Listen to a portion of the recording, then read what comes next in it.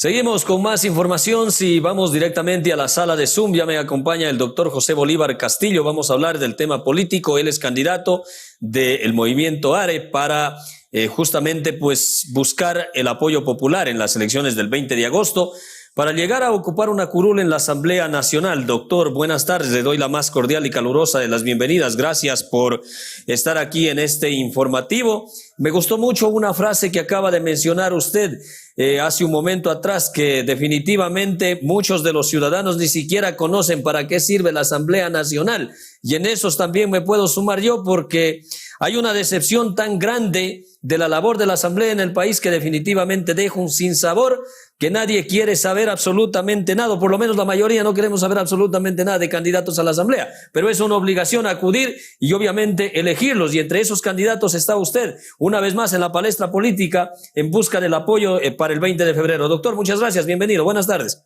Muchas gracias, muy buenos días, buenas tardes ya, un cordial saludo pues a todos nuestros paisanos de la provincia, de manera muy especial, Cantón Calvas, la ciudad de Cariamanga.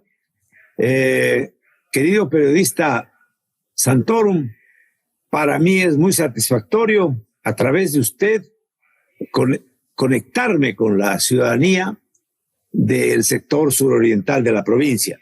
Y su pregunta, pues que es necesario en realidad tenerla bien clara. ¿Para qué es buena la Asamblea? O sea, ¿para qué es buena la función legislativa o el Parlamento, como usted quiera llamarle, ¿no? Correcto, doctor. Todos sabemos que el Estado es aquella parte de la sociedad que se encarga de cuidar el interés colectivo, el interés del todo nacional. Tiene un poder administrativo, legislativo, judicial y de control que pertenece al pueblo, pero que se ejerce a través de funciones que tienen atribuciones específicas y que no deben superponerse. Parte fundamental de la democracia es la no superposición de las funciones del poder del Estado. Entonces, ¿para qué es buena la función legislativa? La función legislativa tiene una atribución de carácter normativo. Es decir, es la encargada de crear, modificar el marco jurídico institucional dentro del cual los ciudadanos nos relacionamos con el Estado con los ciudadanos y los ciudadanos entre sí en la sociedad. El marco jurídico es la norma que regula esta interrelación indispensable. Ahora, ese marco jurídico no puede ser escrito en piedra, porque la realidad siempre se modifica, cambia. Los avances tecnológicos, los fenómenos naturales, todo crean circunstancias diferentes. Por tanto, ese marco jurídico tiene que estar permanentemente siendo adecuado a las nuevas realidades que van surgiendo. Correcto, doctor. Para eso es la función. Correcto, doctor. Pero si bien es cierto, es totalmente claro de que la función principal de la Asamblea Nacional es la legislación y la misma fiscalización ante el Ejecutivo Central para poder, obviamente, garantizar de que haya cumplimiento, sobre todo de la atención en cada uno de los servicios y a todos los ciudadanos. Pero si vamos a la realidad de cosas, muchas veces el tema de la posición de los asambleístas, independientemente de la línea política, y a eso también lo sumo, a los últimos 4 que estuvieron en representación de la provincia de Loja y que hoy buscan nuevamente llegar a ser reelectos en estas elecciones anticipadas, no han dejado ninguna garantía de que su labor haya sido beneficiosa en la provincia, sobre todo hablemos de la nuestra, en la provincia de Loja, o por lo menos en su mayoría no lo han hecho, porque para nadie es ajeno la credibilidad que actualmente tiene la Asamblea Nacional. Entonces, ante eso, justamente es lo que mencionaba al comienzo, de que si bien se tiene clara la función legislativa del país, definitivamente tampoco es que la gente le extrañe. Yo no quiero, querido periodista, hacer de esta entrevista una forma de propaganda personal o partidista. Quiero analizar con usted de la manera más objetiva y fundamentada lo que debe hacerse y debe significar la función legislativa, es decir, el Parlamento.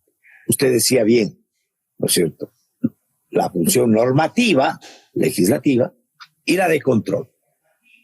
A veces se confunde esta función fiscalizadora como que el Parlamento pudiese reemplazar a la Fiscalía, a la Contraloría, a la función judicial. Y eso no es así.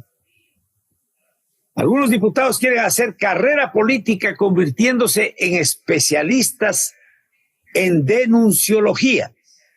Entonces se dedican a ser denunciólogos y pasan siempre denunciando la corrupción. Denuncian de uno a otro. Es como que estuvieran peleados con la competencia. Pero en realidad esa no es la tarea de la función legislativa. La función legislativa tiene una función de control, pero de control político. El control jurídico institucional lo debe tener la función de control. Yo no estoy totalmente de acuerdo en la vieja teoría y planteamiento de Montesquieu, en el sentido de que el Estado debe tener solo las tres funciones: normativa, administrativa y judicial. No. Yo más bien estoy de acuerdo con este famoso sociólogo italiano, experto en sociología política, Goro Pali, de la Universidad de Milán, que dice que para que funcione una democracia, ciertamente se necesita una cuarta función, que es la función de control. En nuestra Constitución del 2008 crearon 5 funciones en lugar de 3 y la pusieron como función también a la autoridad electoral. La autoridad electoral debe ser parte de la función de control, debe estar sometida a la función de control del Estado. No puede ser función aparte, creo yo. Y la función de control debe ejercerla un Consejo de Estado. Si quiere, llamémosle Consejo de Participación y Control Social, no importa el nombre. Sí, se lo ha denominado actualmente, doctor. Consejo de pero lastimosamente la estructura que aprobaron en Montecristi era de tal naturaleza que hizo de este organismo un esperpento de manipulación política, que generó buena parte de la inestabilidad que hemos tenido en el país a partir de la famosa consulta de las 7 veces sí del señor Moreno, donde crearon un consejo transitorio de participación y control social que hizo y deshizo de la estructura orgánica institucional del Estado. Y eso es muy grave. Tenemos que superar esto. Por eso yo he propuesto y vengo proponiendo desde hace ya un largo tiempo de que es indispensable llevar adelante un proceso serio de reformas constitucionales. Algunas de ellas se pueden llevar a cabo por la vía de la enmienda constitucional, que lo puede hacer perfectamente el Parlamento. Pero usted conoce nuestra Constitución, tiene los famosos candados. Artículo 444, todo el título 9 de la Constitución, donde para hacer ciertas reformas que tocan a la estructura del Estado o a los derechos y garantías establecidos ahí, se necesita una Asamblea Constituyente. Pero claro, el país. Esa es la propuesta, doctor, que justamente le escuchaba hablar al expresidente Rafael Correa en una entrevista a un medio internacional donde decía: si logramos retomar el poder, obligadamente tendremos que llamar a una nueva Asamblea Constituyente. Y entiendo, usted está totalmente de acuerdo con aquello. En eso yo le felicito al doctor Rafael Correa, le felicito. Porque está muy bien. Ya no es la Constitución de los 300 años. ¿No es cierto? Ya nos dimos cuenta de las fallas tremendas que tiene esta Carta Fundamental del Estado, que está llena de contradicciones. La Constitución de Montecristi, bueno, la anterior también, la de Sangolquí, ¿no? Pero la de Montecristi, aparte de el tema del género, ¿no?, que los y las abogados y abogadas, presidente y presidenta, está rellenito de eso, una cantidad de novelerías, que en Chile sí las pusieron en su lugar el pueblo chileno, cuando trataron de imitar ese tipo de instituciones y de declaraciones. Es una constitución con muchas contradicciones y tremendas. Vea, le pongo, por ejemplo, solo para darnos cuenta de las contradicciones terribles, de la novelería española, de los de Podemos de España que vinieron a asesorar en Montecristi y metieron ahí cantidad de novelerías. Dice, la Constitución dice, hay el derecho a la resistencia. No lo define bien en qué consistiría el derecho a la resistencia. Dice, derecho a la resistencia. Pero el marco jurídico institucional del Estado establece el delito de ataque y resistencia. El ciudadano no puede resistir la disposición de autoridad competente porque comete un delito. Pero ese marco jurídico sí puede hacerlo a través de los medios jurídicos establecidos. Pero ese marco jurídico sí lo puede, en este caso, atender esas fallas la Asamblea Nacional. Y en ese contexto, ¿sería posible o básicamente es que ahí viene pues la llavecita? Nos vamos por la misma Asamblea Constituyente y ahí cambiamos todo. No, ahí viene pues la llavecita, mi querido amigo. Usted coge la Constitución del 2008, encuentra la llave que dice que tiene que la Corte Constitucional, y ya sabemos qué Corte Constitucional tenemos, yo le suelo llamar la Corte Constitucional de la Santísima Virgen del Cisne, por lo que le revocaron a la Virgen del Cisne de su condición de patrona del turismo nacional, recordará usted, parece, en eso se ocupan. Y no hubo una autoridad de Loja que diga media palabra sobre eso, todo el mundo ahora haciendo méritos ante el Poder Central.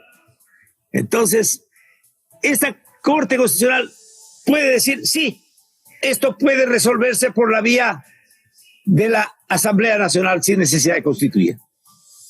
O puede decir no.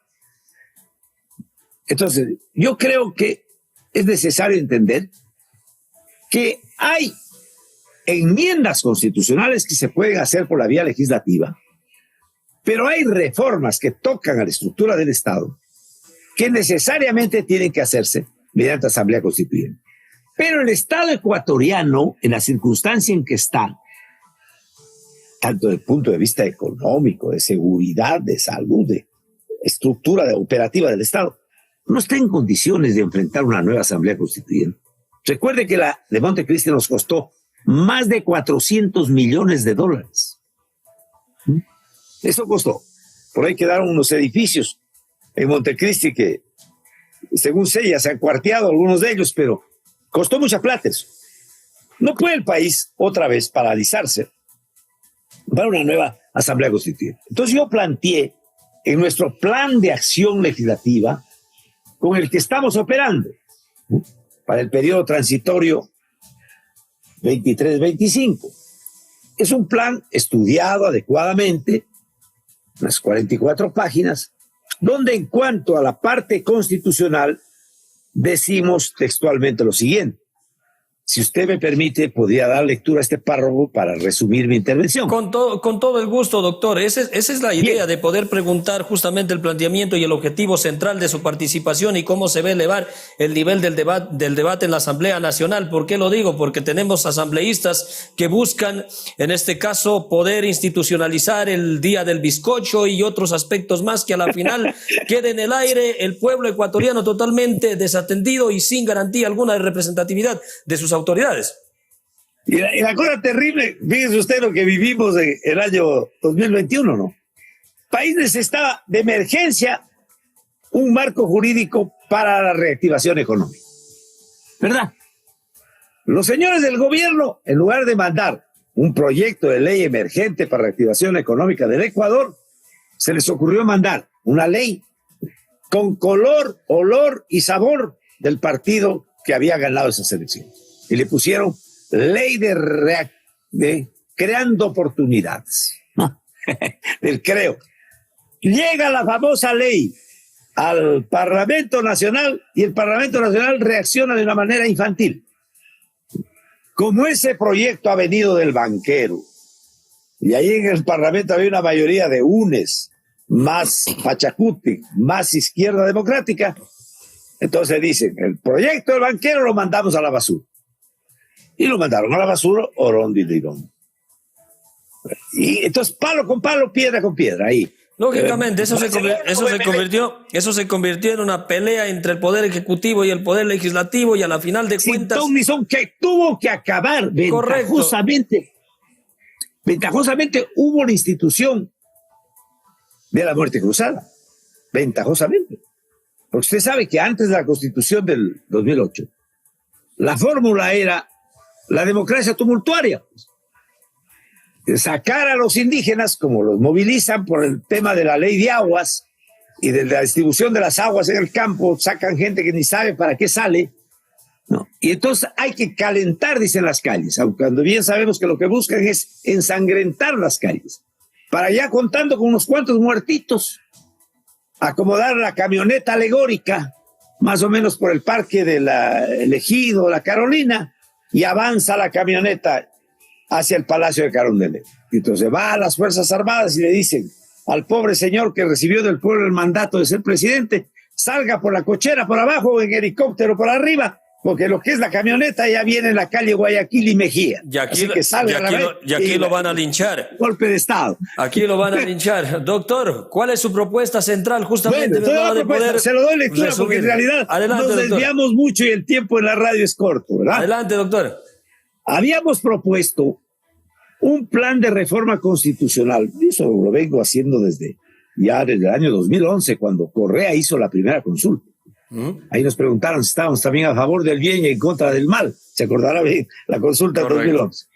Habíamos propuesto un plan de reforma constitucional que, sin violentar los aspectos sustantivos del artículo 444, título 9 de la Constitución, los famosos candados para 300 años, permite efectuar en forma articulada y concordante las reformas y enmiendas indispensables sin someterlo al país en estas circunstancias a largo, costoso y riesgoso procedimiento de una nueva Asamblea Constituyente. Planteamos que en este nuevo y corto periodo de transición, 23-25, se efectúe una consulta al pueblo, que perfectamente puede ser ya digital. Una consulta al pueblo para que la actual Asamblea que se elija asuma por 90 días la condición de constituyente y conozca el proyecto de reformas constitucionales que presente el jefe de Estado. De esta manera, cumplimos aquello de darle forma de Asamblea Constituyente con un pronunciamiento del pueblo que autoriza para que esta Asamblea que se elige ejerza la condición de constituyente, y conocemos el proyecto que presente el binomio que gane la ascensión. Pero yo sé que no faltarán los más papistas que el Papa que salgan a decir que no, señor, que esos procedimientos acortados no pueden ser, que esto viola aquí, viola allá. Entonces, bueno, pues si no quieren que sea esta Asamblea que se elige, se consulte entonces para la elección prevista para el año 2025. Que se añada una papeleta mediante la cual se pregunte al pueblo, ¿está usted de acuerdo?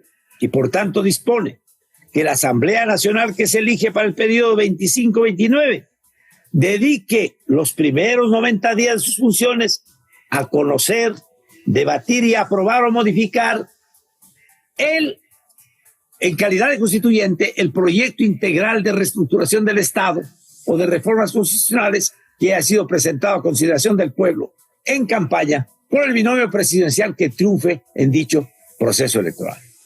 Lamentablemente, mi querido amigo, es ya inocultable que las élites políticas nacionales tienen pues como prioridad no las conveniencias del país, sino las conveniencias de su partido o movimiento o sector económico que los auspicia, y que abocadas a un proceso electoral simplemente no les interesa ni les conviene tocar ni peor debatir estos temas de carácter estructural, sino que prefieren basar su campaña en el consabido marketing, donde se dice y se ofrece aquello que produce el voto incauto e irresponsable de la gente.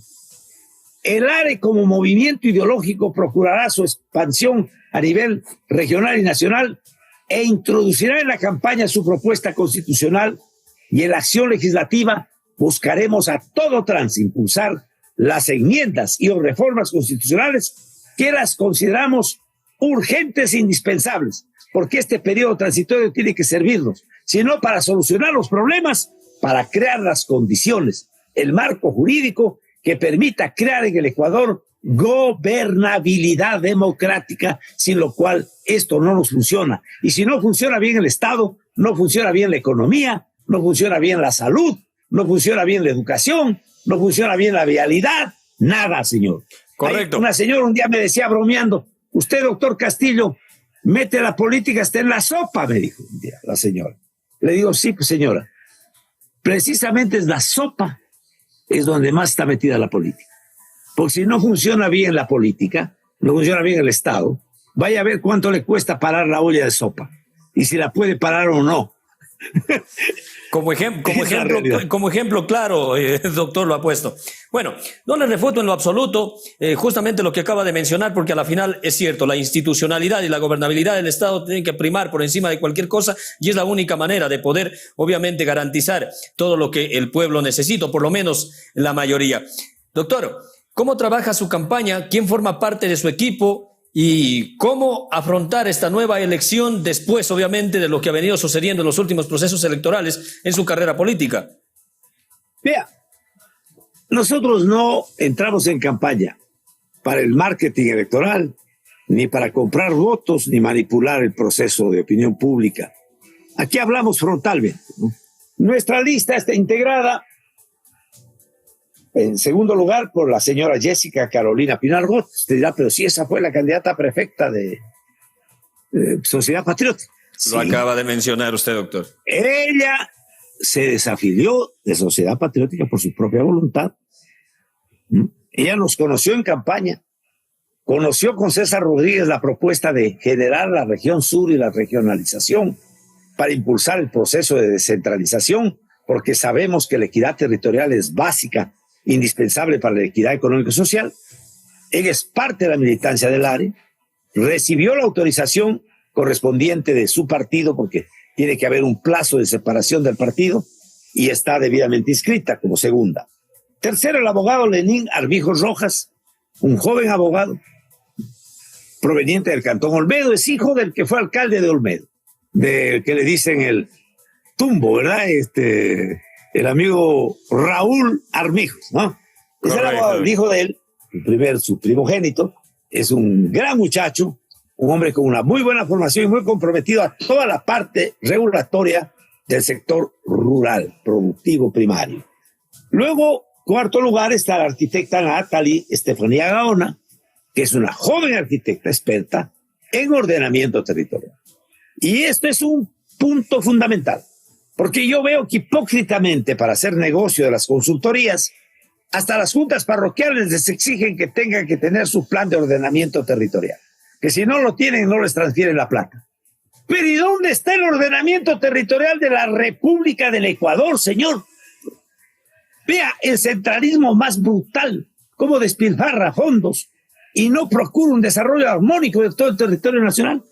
Necesitamos ordenamiento territorial.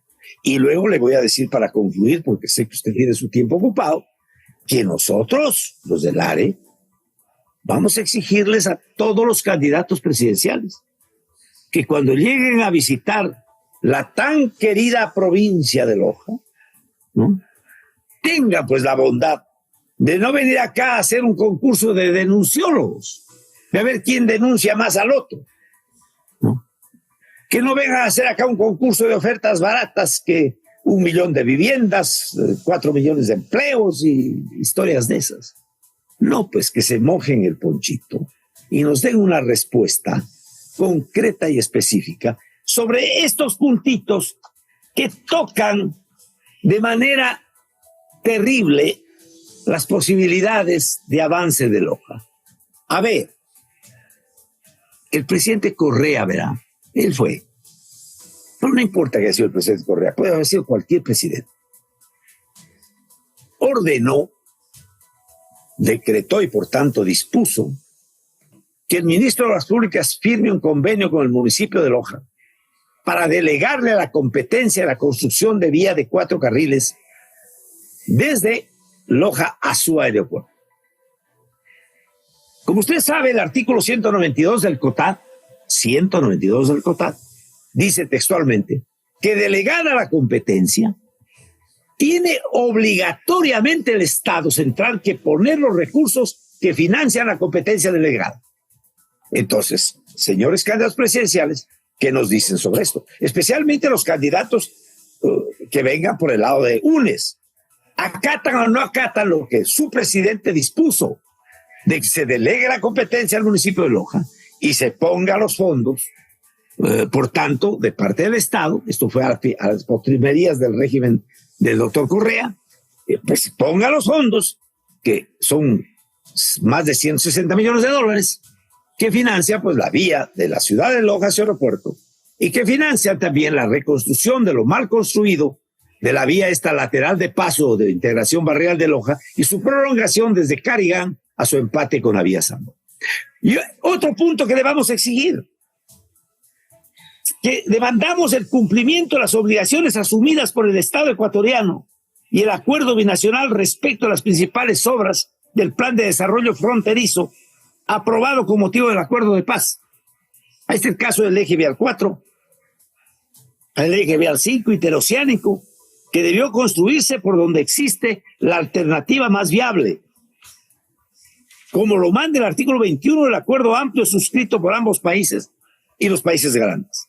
Demandar se retome la construcción del Hospital Cantonal de Loja en el terreno Los Faiques, que lo tiene el Consejo Provincial abandonado y que fue entregado en 2013 por la Prefectura al Ministerio de Salud, y que continúa ese terreno abandonado, que se construye ese hospital. Todo eso es parte de ustedes tienen ya planificado todo eso para poder tratarlo de forma directa, porque me imagino que ya abierta la campaña oficialmente, todos los candidatos buscarán llegar por lo menos hasta la capital de provincia, porque si bien no les alcanza el tiempo, entonces pues, que no nos vengan a hacer aquí, claro, que no nos vengan a hacer aquí un concurso de denunciólogos, sino que se comprometan a estas cositas. Por ejemplo, otra cosa, exigir que el Ejecutivo, de conformidad con sus facultades constitucionales exclusivas, presente para aprobación del Parlamento una reforma a la ley que establece como obligatorio el Festival Mundial de Artes Vivas de Loja, dotándole de un presupuesto semilla anual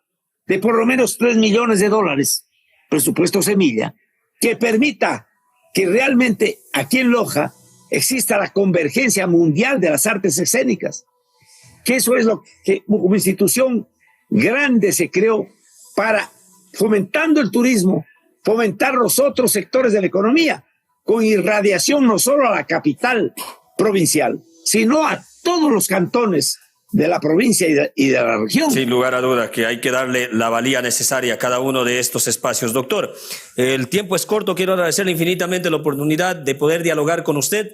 Este espacio está abierto y todos los espacios de este medio de comunicación para poder hacer información, caminar conjuntamente con cada uno de los candidatos, ir verificando cómo avanza su propuesta en cuanto a lo que corresponde llegar a las elecciones del 20 de agosto y en ese contexto, pues el mejor de los éxitos, doctor. Muchas gracias por la oportunidad. Nos decíamos todos los lojanos. Yo a estas alturas de mi vida ya lo único que quiero ya no es buscar puestos de honor, buscar que sueldos fabulosos, digas por el estilo. Lo que me interesa es poder hacer que funcione el desarrollo equitativo, armónico de todo el territorio nacional, la descentralización del poder y la economía, para que no haya provincias de primera y de segunda, para que no siga concentrándose todo en actividades especulativas en las dos grandes metrópolis y pueda haber desarrollo para todos los 221 cantones de la República. Se respete la autonomía municipal, las competencias propias de los municipios. Y aquí una pequeña acotación, querido amigo. El tema fundamental, querido amigo Santoro, de la seguridad. No va a haber seguridad en el Ecuador nunca si antes no se entiende bien clarito en el marco jurídico institucional del Estado, que la seguridad pública no solo pertenece a la Policía Nacional y a las Fuerzas Armadas. De por medio está algo que es básico y fundamental, el nivel primario de la seguridad, que lo componen las policías municipales. De los municipios más chicos o más grandes, que se encargan de cuidar la pequeña transgresión, la contravención, el relajo en las calles, la informalidad, que es el caldo de cultivo por donde se mueve el gran delito. Aquí, cuando yo estaba de alcalde, me prohibían hasta que les dote a la Policía Municipal de toletes de pilas. Así y el mismo propio gobierno del presidente Correa. Así mismo lo hicieron, doctor. Quiero agradecerle nuevamente. Tendremos la oportunidad de volver a dialogar. Una buena tarde, doctor. Muchas gracias. Muy buenas tardes. El doctor José Bolívar Castillo, candidato a la Asamblea Nacional por el movimiento ARE, una vez más en la palestra política. Ahí lo tienen al Chato Castillo, más fresco que nunca, tal vez, con ideas listas para proponer al electorado en busca de que le presten el apoyo el próximo 20 de febrero. Voy a una